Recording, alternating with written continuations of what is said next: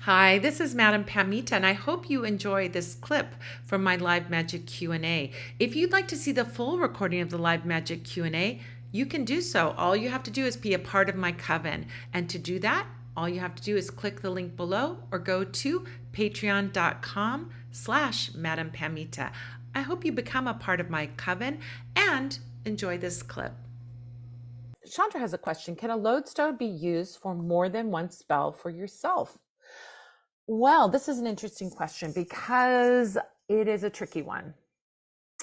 If you are using let's say for a topic, you want to pick a lodestone and have it be used for one topic and one person, really.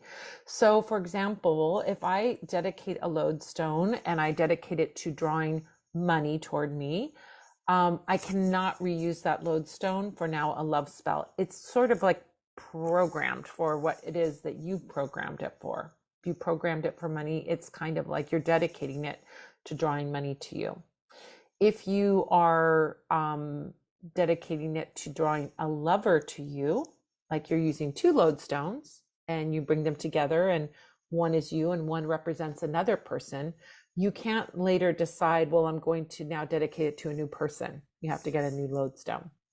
If you are using it to draw love and then you decide you want to use it for money, it's not traditionally done. Traditionally, it is a one lodestone, one topic.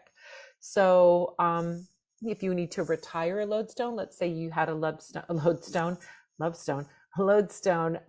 that you were using for drawing a love to you, you decided you didn't want that relationship anymore, you can retire your lodestone by burying it in the ground. It's just a part of the earth. It's not going to harm the environment. So you bury it and you say, I disconnect, from that person as you bury it. And then you're done with it. So you can retire lodestones, no problem, but you cannot use a lodestone over and over again for different purposes. It just sort of isn't the tradition with lodestones. So